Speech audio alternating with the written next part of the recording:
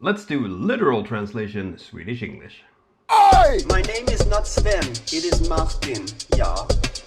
Yes, we've done a video like this before, so what we're going to do is we're going to take a normal Swedish conversation and we're going to literally translate it into English.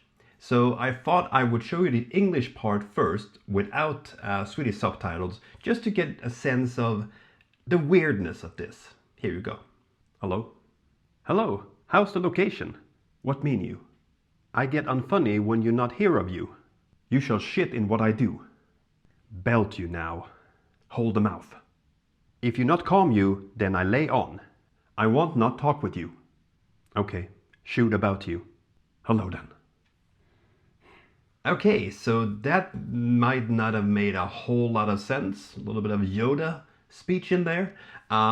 So now we're going to find out what they're actually saying. So this is the same conversation, but in Swedish, with Swedish subtitles and the proper English translation, I would say. Yes, here we go.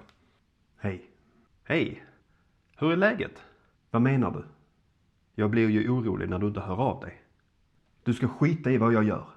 Skärp dig nu. Håll käften.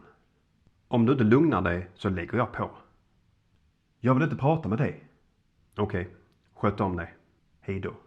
So there you have it. That was an example of how you literally translate from Swedish into English. And now, right now, you might be wondering, what was the purpose of this exercise? Why are we sitting here? Why am I watching this? Well, let me tell you the purpose of this exercise. The purpose of this exercise is to use something called weirdness to make you remember. Because now the word for worried, orolig, is a word you're going to remember because it's weird to say unfunny.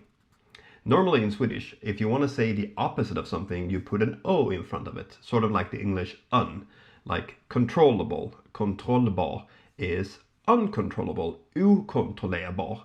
But obviously, rolig, orolig is an exception to the rule. It's weird, which makes it easier to remember. That's all I have to say about that. Thanks for watching. Don't forget to follow the Swedish language on Instagram, where I update daily with concerns to the Swedish language, Swedish culture, and different places in Sweden. It's a lot to go back on there.